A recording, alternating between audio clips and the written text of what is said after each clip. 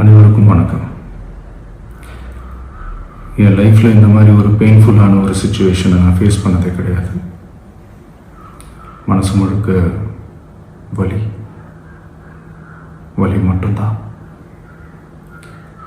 இந்த சுற்றுப்பயணத்தில் என்னென்ன மக்கள் பார்க்க வராங்க, அதுக்கு ஒரே ஒரு காரணம் தான் அவங்க என் மேலே வச்சிருக்கிற அன்பும் பாசமும்.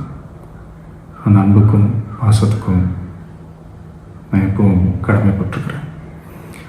அதனால தான் இந்த சுற்றுப்பயணத்தில் மற்ற எல்லா விஷயங்களையும் தாண்டி மக்களுடைய சேஃப்டி, அதில் எந்த காம்ப்ரமைஸும் பண்ணிடக்கூடாதுன்றதுக்காக தான் அது என் மனசில் ரொம்ப ஆழமாக இருக்கும் அந்த எண்ணம். அதனால தான் இந்த அரசியல் காரணங்கள் எல்லாத்தையும் தவிர்த்துட்டு ஒதுக்கி வச்சுட்டு மக்களுடைய சேஃப்டி மட்டும் மைண்டில் வச்சுக்கிட்டு அதுக்கான இடங்களை சூஸ் பண்ணுறது, அதுக்கான இடங்களை பார்த்து பெர்மிஷன் கேட்குறது, போலீஸ் டிபார்ட்மெண்ட்டில் அதை ரிக்வெஸ்ட் பண்ணி கேட்போம். ஆனால் நடக்கக்கூடாதது நடந்துருச்சு. ஆனால் மனுஷன் தானே. அந்த நேரத்தில் அத்தனை பேர் பாதிக்கப்பட்டு இருக்கும்போது எப்படி அந்த ஊரை விட்டுட்டு என்னால் கிளம்பி வர முடியும்? நான் திரும்ப அங்கே போகணும்னு இருந்துச்சுன்னா அதை ஒரு காரணம் காட்டி அங்கே வேறு சில பதட்டமான சுச்சுவேஷன்ஸ், வேறு சில சம்பாவிதங்கள் அந்த மாதிரி எதுவும் நடந்துடக்கூடாதுன்றதுக்காக தான் நான் அவாய்ட் பண்ணேன். இந்த நேரத்தில் சொந்தங்களை இழந்து தவிக்கிற அத்தனை குடும்பங்களுக்கும் என்னுடைய ஆழ்ந்த இரங்கலை தெரிவிச்சுக்கிறேன். எனக்கு தெரியும், என்ன சொன்னாலும் இது ஈடே ஆகாதுன்னு எனக்கு தெரியும். ஹாஸ்பிட்டலில் ட்ரீட் பண்ணிகிட்ருக்கிற எல்லாருமே சீக்கிரமாக க்யூர் ஆகி வரணுன்றதை இந்த நேரத்தில் நான் வேண்டிக்கிறேன். கூடிய சீக்கிரமே உங்கள் எல்லாரையும் நான் சந்திக்கிறேன். இந்த நேரத்தில் எங்களுடைய வலிகளை, எங்களுடைய நிலைமையை புரிஞ்சுக்கிட்டு எங்களுக்காக பேசின அரசியல் கட்சிகளை சார்ந்த நண்பர்கள், தலைவர்கள் அனைவருக்கும் என்னுடைய நன்றியை தெரிவிச்சுக்கிறேன். கிட்டத்தட்ட ஒரு 5 மாவட்டத்துக்கு பிரச்சாரத்துக்கு போனோம்.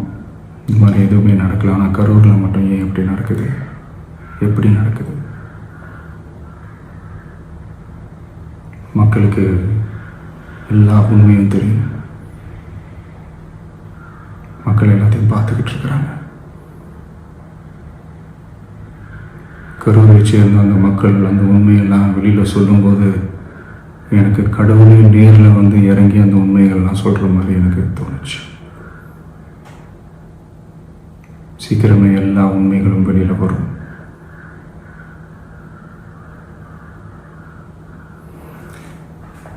எங்களுக்கு தரப்பட்ட இடத்துல நாங்கள் போய் அந்த ஸ்பாட்டில் நின்று நாங்கள் பேசிட்டு வந்தோம். அதை தாண்டி எந்த தவறும் எங்கள் சைடில் நாங்கள் எதுவுமே செய்யலை.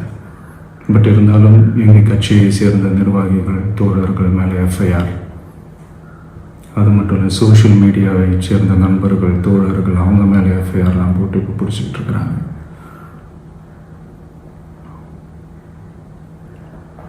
சிஎம் சார், உங்களுக்கு ஏதாவது இந்த பழி வாங்கணும் அப்படின்ற எண்ணம் ஏதாவது இருந்துச்சுன்னா என்ன வேணாலும் பண்ணுங்க. அவங்க மேலே கை வைக்காதீங்க. நான் ஒன்று வீட்டில் இருப்பேன், இல்லை நான் ஆஃபீஸில் இருப்பேன். என்ன வேணாலும் செய்யுங்க. நண்பர்களே, தோழர்களே,